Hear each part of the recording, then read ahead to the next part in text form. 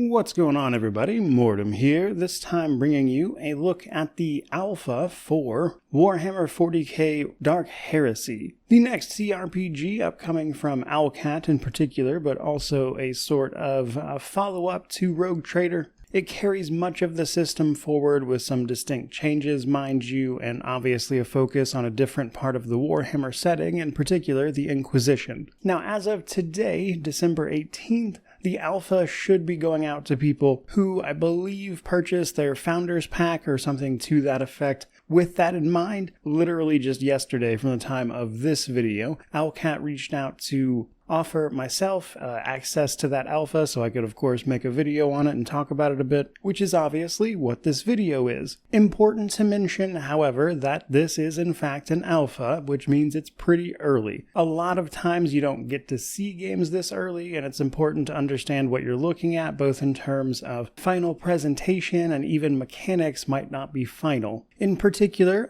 we don't see the full implementation of character creation here, so I have to give you just some notes and things that I noticed. It's also important to note that discussing like exact damage calculations, things like that, is usually a waste of time this early simply because it's subject to change. You really don't want to worry about that stuff too much until it gets to at least a beta, and even then it's on sketchy ground. So just keep that stuff in mind as we move through here. To kick things off properly, what actually is in the alpha here? So it's a relatively early portion of the game, and just that, a portion of it, but also not the beginning either.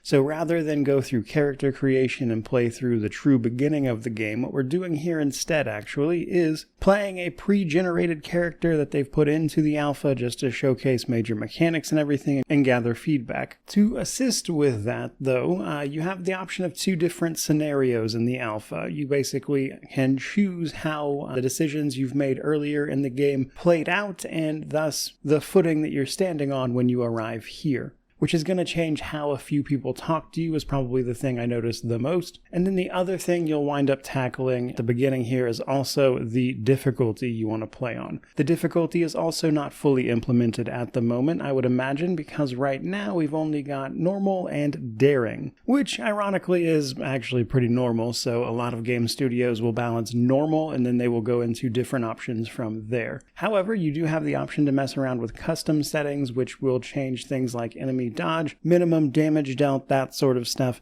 But again, I would imagine they will greatly expand on this as we move forward, because that's typically what they've done with their previous games. But from there, let's talk about what I could glean about character building from this alpha without actually talking about character creation, because it's not in there. So straight away, one of the things I noticed was that there were a lot of new skills, at least coming in from Rogue Trader, but it's mostly stuff that would make sense. Stuff like interrogation and wits, which is going to help us a bit in our investigation and ability to get information from certain situations. Now, beyond just the skills, of course, while the full character creation is not there, you can check out the sort of background and archetype that a lot of characters have, which will give us some information here. We see the return of archetypes like the officer and the soldier, and they've even got familiar abilities if you've played Rogue Trader. However, where it starts to get interesting is that they've seemingly included some new archetypes, especially for things like a Psyker. So our Psyker companion Sero that is in here with us, a sanctioned Psyker actually, gets a Mystic archetype.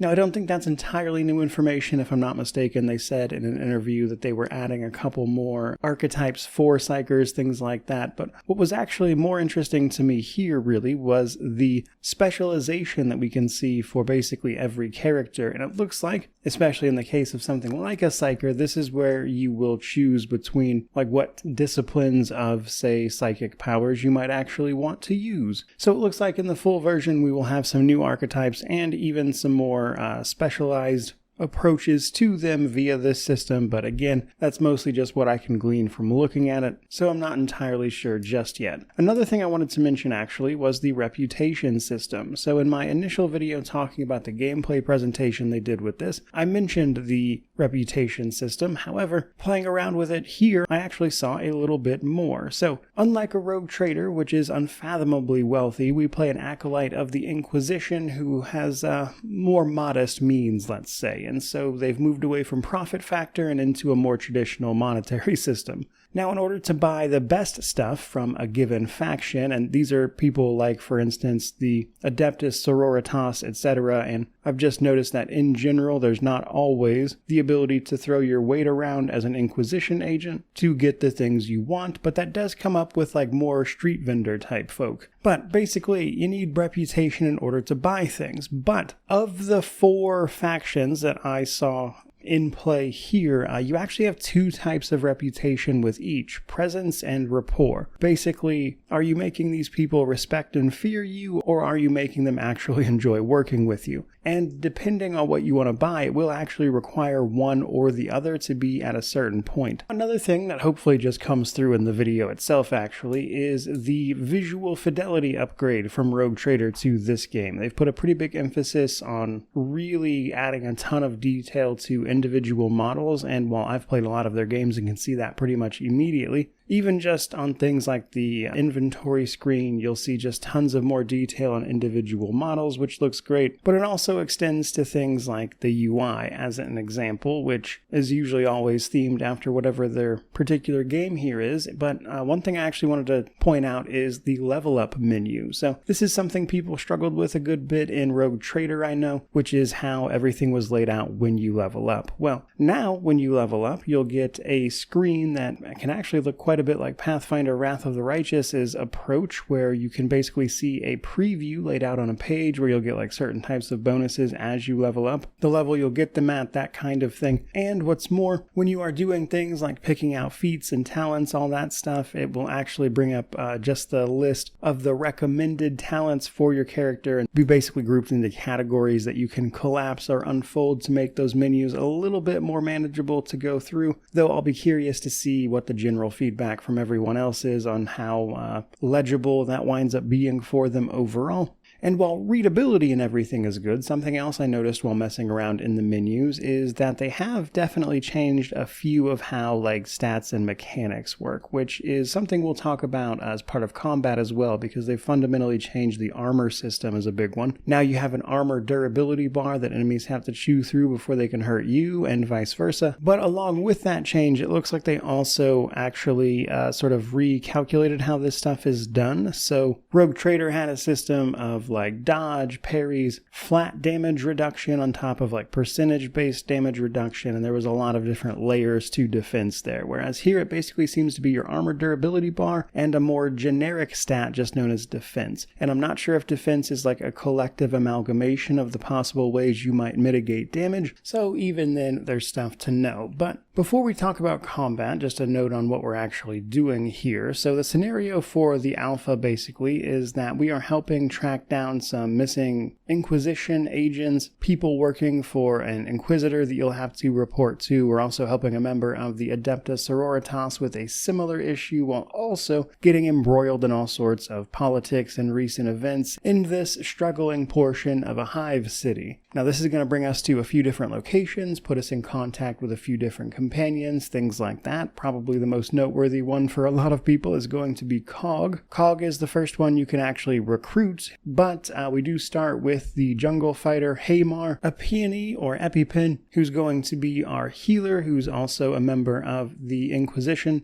and then our sanctioned psyker Sero. But that's really just the tip of the iceberg. Through some of the investigations, you can also meet our potential Eldari companion, Larthir Karaneth, alongside our Kroot companion, which the alpha is the first mention, I think, that I've seen at least, that Kroot companion is actually mute. Not sure if that will change over the course of the story, but it does make communicating with them a little bit difficult. But you're going to meet all of these people over the course of your investigations, because where this differs from Rogue Trader a lot is that we are tracking down various leads for our investigations. Now, having experienced this system in game, I will say it's a little bit strange, because you have your like basic actual quests that you'll be tracking down, and then a lot of that stuff like relates to the investigations themselves and the clues you'll find. Now, one thing that they wanted to try to make clear here was that the investigations don't have so much like a right or wrong answer, but rather who are you going to blame type of thing, because you are the judge, and in many cases the jury and the executioner. So basically you'll gather up all sorts of clues and everything by looking around, talking to people, and even chasing down some of these quests, which I thought was interesting because that can lead to more interesting ways of getting information. And when you get that information, you can research it sometimes, which can involve things like your servo skulls analyzing them for you, or even your companions chiming in. To give a more out there interpretation of this, for instance, you can occasionally see Cog, our Ogren companion, simply mention something he saw more generally that is relevant to whatever is happening here, which can give you that information then. So even companions you might not expect to be useful in this regard can actually provide some information about the things you see and give you some extra context, which is how you're going to try to track down what actually happened here.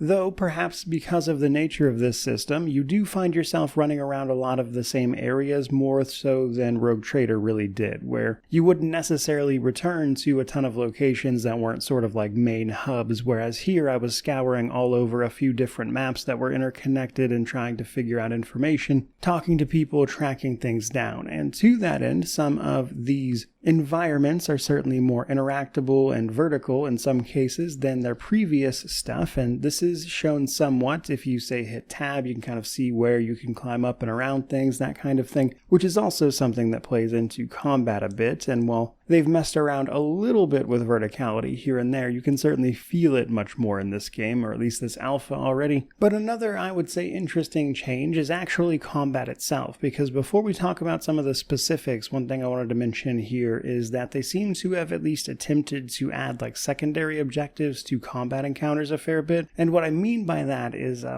people you have to protect, enemies you might have to try to corral into a pin or something. One of the more dangerous encounters I ran into sees you powering up generators to power a central console, but you have to wait some turns while that happens, and also get to the generators to make it happen while also dealing with some pretty difficult enemies. But in all of those cases, yes, killing all of the enemies would usually fix a problem.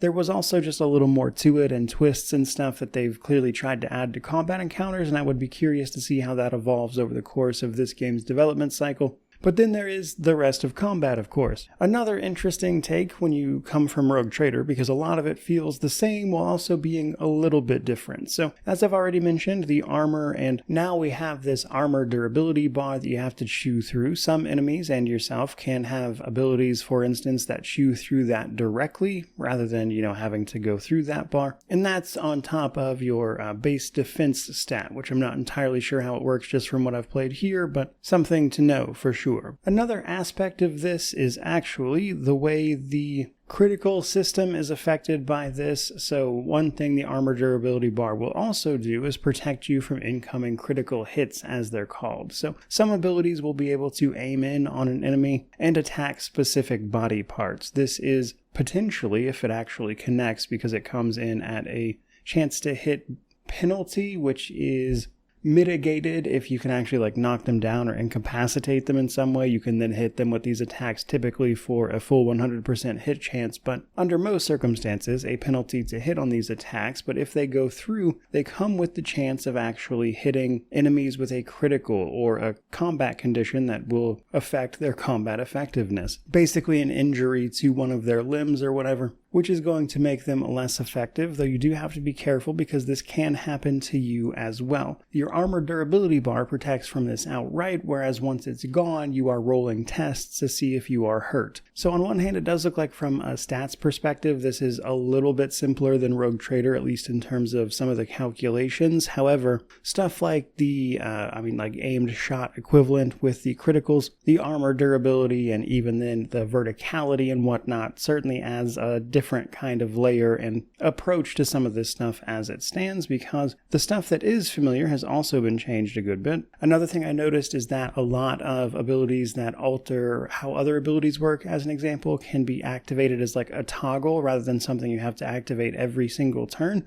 which cuts down on some of the busy work you have to do in combat. That was something that could come up in Rogue Trader a lot, where like you had a bunch of different things you had to activate every turn, and it looks like that's something they've tried to address here, alongside just some general changes for some of the classes. But another big part of combat is, of course, the morale system. So morale is a sort of analog of sorts to the momentum system from Rogue Trader, which was a group effort. Morale here is more individual, but it plays into combat a lot because enemies have it too, and if you break their morale completely, you can actually just win fights that way. But whether your morale is high or low, it gives you access to either desperate measures or heroic moments, just like Rogue Trader. I only noticed one of these being new, and it was for the Sanctioned Psyker, who had that new Mystic archetype, so I'm curious to see what else changes here, but the gist of it being that the better your morale, or the lower it is in some cases, if things aren't going well, you can activate an ability to, of course, hopefully turn the tide in your favor.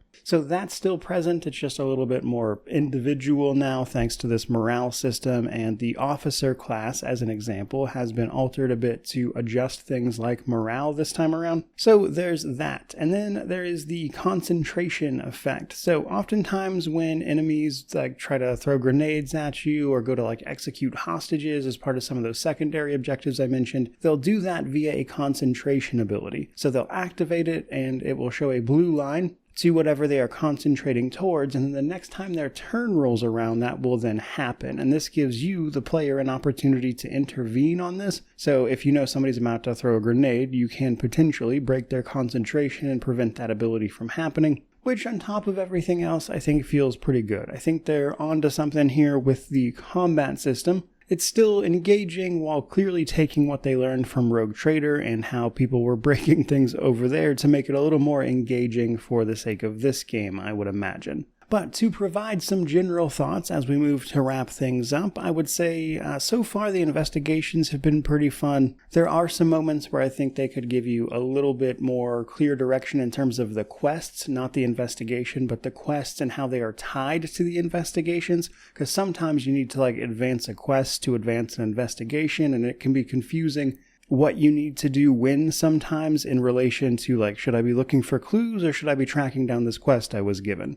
And I think that's an area that over the course of like an alpha and a beta, they could sharpen up a little bit.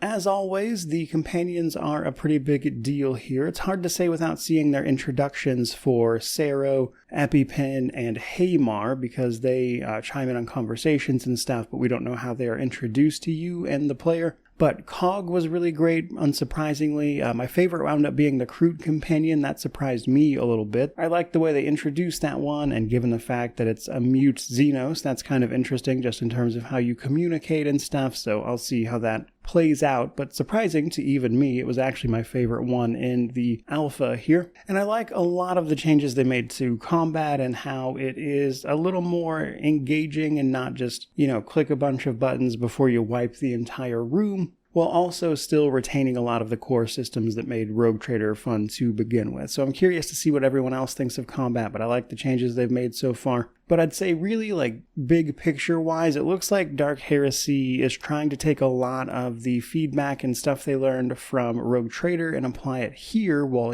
slightly altering the system at the same time. But with that in mind, another thing I would actually be curious about for this game is the overall total pace, because the investigations in particular tend to lean and lend themselves towards a slightly slower pace where you're, like browsing through clues and stuff like that. And I could see that just not being for everybody, obviously. And so I think ultimately what is probably going to make or break this for people is just exactly how the investigation system is implemented and pans out in its entirety. But from what I have experienced of it, I've enjoyed it so far. But for right now, I would say that's just about everything I can really mention, given the relatively limited scope of it at the end of the day. And so I will be looking forward to covering this game as it progresses through its alpha, beta stages, and ultimately its release, of course. But for right now, I think that's just about gonna do it. And so, by all means, let me know how you feel about this one down in the comments section below, which of course means to like, comment, subscribe, all that YouTube jazz. But regardless of any of that, truly, just thank you so much for watching. I really do appreciate it. May you wander in wisdom and have an amazing day.